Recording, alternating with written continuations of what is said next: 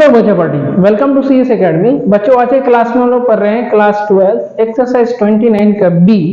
Book follow कर रहे हैं आर एस अग्रवाल। टॉपिक है प्रोबेबिलिटी। इससे पहले वाले वीडियो में हम 1 से लेकर के 20 तक ऑलरेडी पढ़ा चुके हैं। वीडियो नहीं देखे तो प्लेलिस्ट में जाइए। Class 12 R S Agarwal probability के नाम से मिलेगा। फिर भी कोई समस्या आता है आप हमें व्हाट्सएप कर सकते हैं। व्हाट्सएप ग्रुप डिस्क्रिप्शन में दिया हुआ है। बच्चों 21 नंबर क्वेश्चन है, अ machine operate only when all it's 3 components function. यानी एक मशीन को तब इस्तेमाल किया जाता है जब उसका तीनों फंक्शन काम करता है। तो कहता है the probability of the first, second and third component are function 0.14, 0.15 sorry 10 और 0. कितना 05 रिस्पेक्टिवली।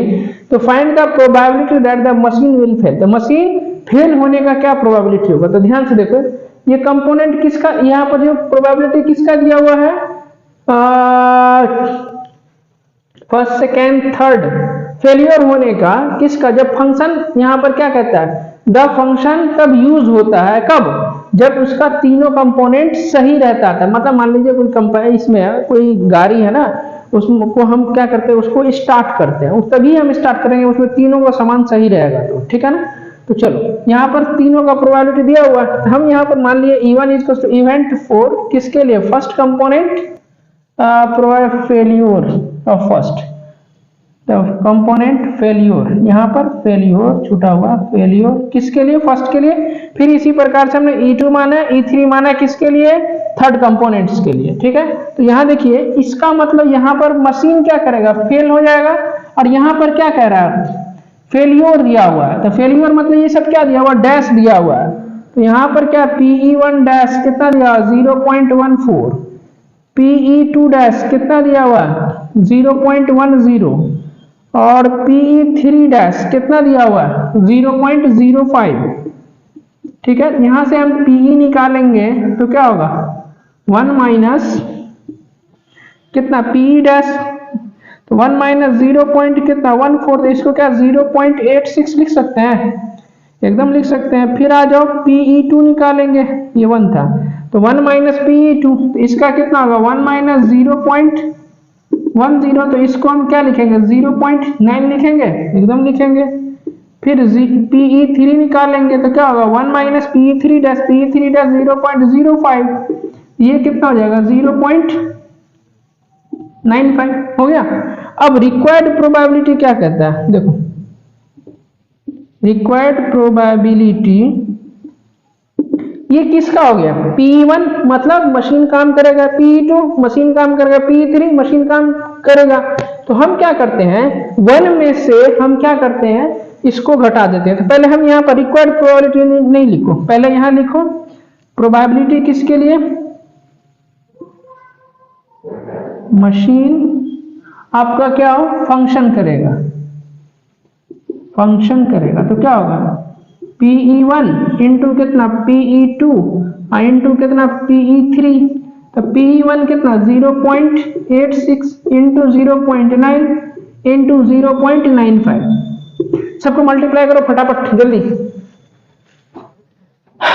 सर कितना होगा ये हमें बता दें, इसको करोगे तो कितना होगा बोल जल्दी जल्दी 0.7353, 0.7353 हो जाएगा। ये किसका है, मशीन फंक्शन करेगा तब। हमें क्या निकालना है, मशीन फेल होने का प्रोबेबिलिटी। तो यहां लिखो, यहां लिखेंगे required probability, probability required probability क्या है, प्रोबेबिलिटी की मतलब प्रोबेबिलिटी किसके लिए, मशीन विल फेल। तो क्या लिखेंगे 1 माइनस प्रोबेबिलिटी किसका, मशीन क्या करेगा हमारा काम करेगा यानी फंक्शन करेगा तब।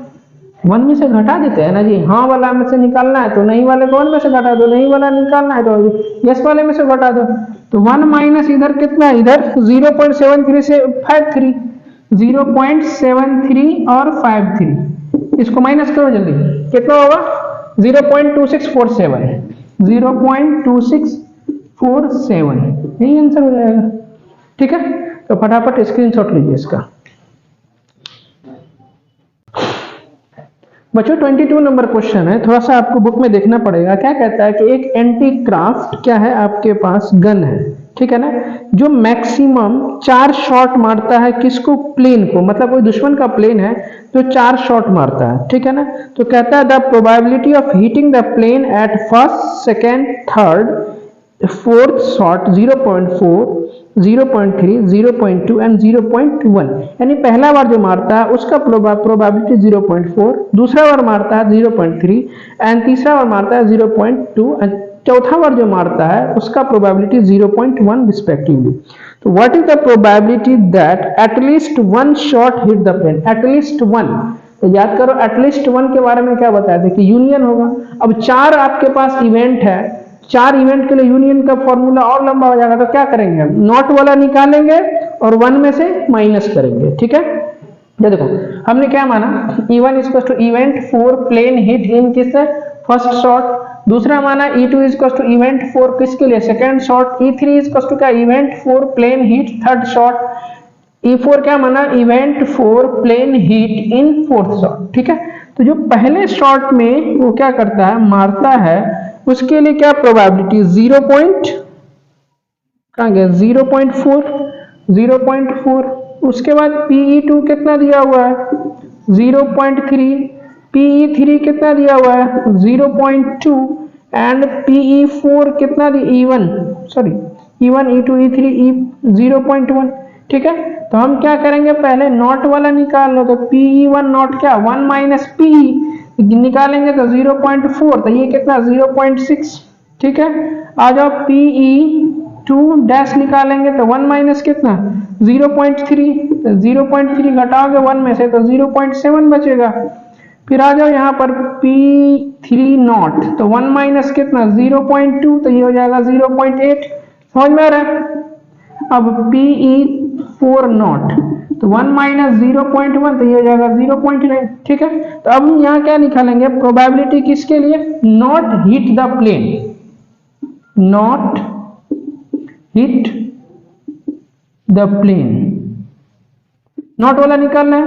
तो क्या होगा PE1 not into PE2 not into PE3 not into PE4 not, सबका वैल्यू पुट करो 0.6 इंटू 0.7 इंटू 0.8 इंटू 0.9, सब एक ही साथ है, मल्टीप्लाई करो सबको, कितना होगा 0.3024, 0.3024, सबको मल्टीप्लाई कीजिएगा कितना आएगा, देख रहा है 1 2 3 4, 4 पॉइंट है, 1 2 3 4 पॉइंट दिए, ठीक है।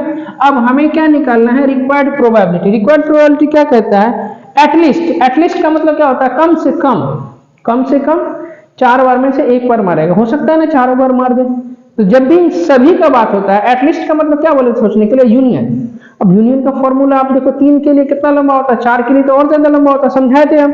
तो जब भी ऐसा रहेगा तो हम क्या करते हैं, नोट वाला निकाल लिए, 1 में से माइनस कर देंगे, यहाँ पर क्या लिखेंगे प्रोबेबिलिटी, या सीधे लिखो ना रिक्वायर्ड प्रोबेबिलिटी, क्या लिखेंगे हम रिक्वायर्ड प्रोबेबिलिटी। इससे क्या रहेगा ना कि पूरा लैंग्वेज लिखने का काम बच जाएगा, एग्जाम में टाइम बचेगा। रिक्वायर्ड प्रोबेबिलिटी कितना 1 माइनस प्रोबेबिलिटी किसका, नॉट हिट द प्लेन, ठीक है। तो 1 माइनस कितना 0 पॉइंट कितना निकला 3024, ठीक है। इसको माइनस करो कितना आ जाएगा 0.6976, यही होगा आंसर, क्लियर है। तो फटाफट फोटो खींचो। 23 नंबर क्वेश्चन है, let S1 and S2 be 2 switches and let their probability working given by PS1 4/5 and PS2 9/10, to find the probability that the current flow from the terminal A to B when S1 and S2 are installed in series। मतलब question क्या है, देखो ध्यान से, हमें A से लेकर के B पर क्या करना है, करंट को फॉलो कराना। टेंशन मतलब फिजिक्स में नहीं घुस रहे हैं, क्या है A से लेकर के B तक हमें करंट फॉलो पहुंचाना था। ध्यान से सुनो, करंट को भूल जाओ, ये जो इंस्टॉल्ड है सीरीज में है इसको भी भूल जाओ। ध्यान से देखो, A से हमें B पर पहुंचना है तो क्या करना पड़ेगा, ये जो स्विच S1 और S2 क्या है, स्विच है, तो दोनों स्विच को बंद करना पड़ेगा। ऐसा हो सकता है कि S1 को बंद कर देंगे या S2 को बंद कर देंगे तो पहुंच जाएंगे B पर, ऐसा हो सका नहीं, दोनों को बंद करना पड़ेगा। तो दोनों को बंद करना पड़ेगा, कौन सा लगा, एंड का मतलब पता है, इंटरसेक्शन। यहां पर आपके पास सॉल्यूशन, यहां लिखिए सॉल्यूशन क्या है, गिवन।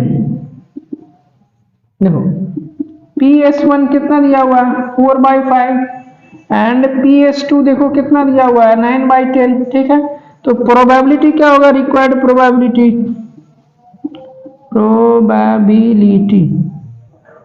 कितना है कि PS1 एंड S2। तो एंड का मतलब पता है आपको कि सर हमें इंटरसेक्शन लगाना है, और जब भी इंटरसेक्शन करते हैं तो दोनों को मल्टीप्लाई कर देते हैं। ये हो गया कितना, 4/5 इंटू कितना, 9/10। यहां से काटो, यहाँ कितना हो जाएगा, 18/25। यही प्रोबेबिलिटी हो जाएगा। देखो कितना सिंपल था, समझ में आया। एंड क्यों लगा, क्योंकि हमें दोनों स्विच को बंद करना पड़ेगा, मतलब S1 को क्लोज करेंगे एंड फिर S2 को क्लोज करेंगे, तब जाकर के हम A से लेकर के B पर हम करंट को फॉलो कर सकते हैं। ठीक है, इसका फोटो खींचिए। 4 नंबर क्वेश्चन है, सब कुछ सेम है, इसमें भी दो स्विच लगा दिया था। तो PS1 खाली इसका 2/3 और PS2 3/4 है। The probability of the current flow, कहा हमें A से लेकर के B पर पहुंचना है, लेकिन इस बार क्या किया है, S1 और S2 को इंस्टॉल किया पैरेलल में। इससे पहले वाले क्वेश्चन में क्या था, सीरीज में था। ठीक है, तो अब यहाँ देखो हमें A से लेकर के B तक करंट को फॉलो करना है, तो हम ऐसे जाएंगे, ऊपर चले जाएंगे, यहाँ जाएंगे, इस स्विच को बंद करेंगे, यहाँ से यहाँ B पे पहुंच जाएंगे। या नहीं तो क्या हो सकता है, यहाँ गए, नीचे आए, इस स्विच को बंद किए, यहां से हम B पर पहुंच गए। तो क्या देख रहे हैं, S1 और S2 और मतलब या दोनों में से किसी एक को बंद करेंगे तो हम पहुंच जाएंगे। तो क्या लग रहा है हमारे पास, और लग रहा है। तो और का मतलब क्या बताया था, यूनियन। ठीक है ना, अब यहां पर देखो रिक्वायर्ड प्रोबेबिलिटी क्या हो जाएगा, PS1 और S2। ठीक है, तो इसके लिए क्या हो जाएगा, PS1 यूनियन कितना, PS2। तो इसके लिए क्या फॉर्मूला होता है, PS1 अब प्लस कितना, PS2 minus PS1 intersection PS2। तो हम यहाँ क्या लिखेंगे, PS1 plus PS2 minus intersection वाले को क्या करते हैं, मल्टीप्लाई कर देते हैं, PS1 इंटू PS2। PS1 कितना, यहाँ देखो हमने लिख लिया 2/3 है, PS2 कितना 3/4 है, माइनस दोनों का इंटू है तो 2/3 इंटू कितना 3/4। तो ये से ये कट गया, यहाँ से इसको काट दो तो ये 1/2। तो इधर कितना बचा फाइनली, देखो यहाँ बचा 2/3 प्लस 3/4 माइनस कितना 1/2। यहाँ 12 एलसीएम ले लो, कितना हो जाएगा, यहाँ 8 9 माइनस 6, यहाँ हो जाएगा 17 में से 6 गया, कितना बचा 11/12। यही आपके पास आंसर हो जाएगा। देखो आंसर है, तो समझ में आ रहा है। इससे पहले क्या था, सीरीज में था, उसमें क्या यूज कर रहे थे हम लोग, एंड यूज कर रहे थे। अभी क्या यूज हो रहा है, और का मतलब यूनियन। ठीक है, तो स्क्रीनशॉट लीजिए इसका। 25 नंबर क्वेश्चन है, अ coin is tossed if a head come up. क्या कहते हैं, एक कॉइन को फेंकते हैं, अगर ऊपर में हेड आया, देखो एक कॉइन को फेंकेंगे हम, ऊपर में हेड आएगा, तो क्या कहता है, अ डाइस इज थ्रोन। तब हम क्या करेंगे, एक डाइस को फेंकेंगे। डाइस समझ में आता है, लूडो वाला, लूडो खेलते हैं जो पासा जिसको बोलते हैं, उसको फेंकेंगे। इफ टेल कम अप, अगर टेल आ गया, अगर हेड नहीं आकर के टेल आ गया, तो हम डाइस को नहीं फेंकेंगे, फिर से सिक्का को उछालेंगे। तो प्रोबेबिलिटी क्या होगा, देखो हेड आया, इस साइड डाइस को फेंकेंगे, हेड आया, इस साइड हम डाइस को फेंकेंगे, नहीं ना होता है डाइस, कहीं पर 1, यहाँ 2 3 4 5, कहीं पर 6 लिखा रहता है ना, तो यही ना होता है। तो हेड आएगा इधर, तो इधर क्या आ सकता है, 1 आ सकता है, हेड के साथ 2 आ सकता है, 3 आ सकता है, हेड के साथ 4 आ सकता है, हेड के साथ 5 आ सकता है, हेड के साथ 6 भी आ सकता है ना। तो सबसे पहले बात आप यहाँ पर सॉल्यूशन लिखेंगे, क्या लिखेंगे हम इधर से, सॉल्यूशन।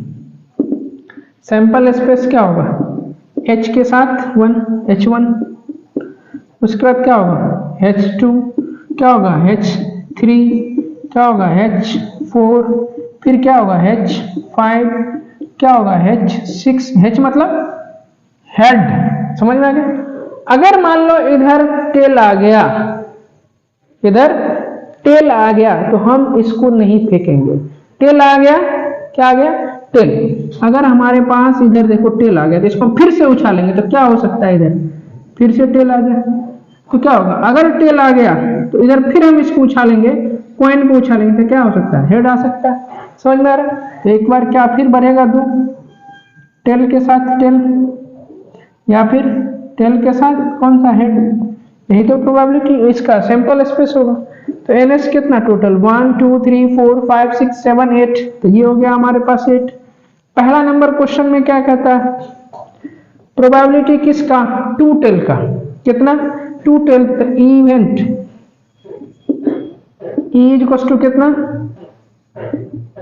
2 टेल्स, तो 2 टेल वाला कितना एक ही है, यहां लिखो टी, तो एन ई कितना हो जाएगा 1, तो प्रोबेबिलिटी इसका कितना हो जाएगा एन ई अपॉन कितना लिखते हैं एन एस, ये कितना एस है तो 1 एन ई 1, एन एस कितना 8, तो 1/8।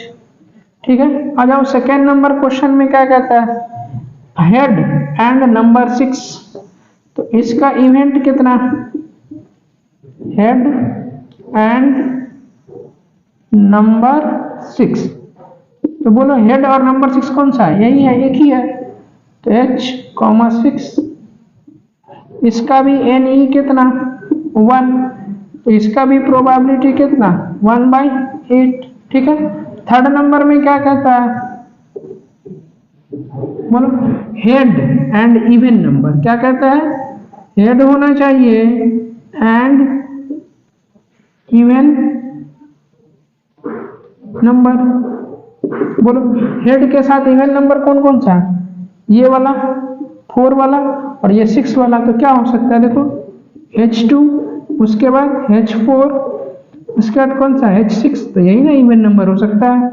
तो एन ई कितना हो गया, काउंट करो 1 2 3, तो प्रोबेबिलिटी कितना होगा, बोलो 3/8, यही आंसर हो जाएगा। क्लियर है। तो बच्चों ये वाला जो चैप्टर था आपका एक्सरसाइज 29 का भी फिनिश हो गया। ठीक है ना, उम्मीद करते हैं पढ़ाई समझ में आया होगा और अच्छे से आप लोग पढ़े होंगे ईमानदारी से, तो क्वेश्चन भी बना होगा। ठीक है, मिलते हैं अगले वीडियो में, तब तक के लिए भाई थैंक यू सो मच। और हाँ, वीडियो कहाँ से देख रहे हैं ना, एक बार कमेंट्स करके जरूर बताइए ताकि हमें भी पता चले कि हम जो पढ़ा रहे हैं तो बच्चे कहाँ तक सीख रहे हैं।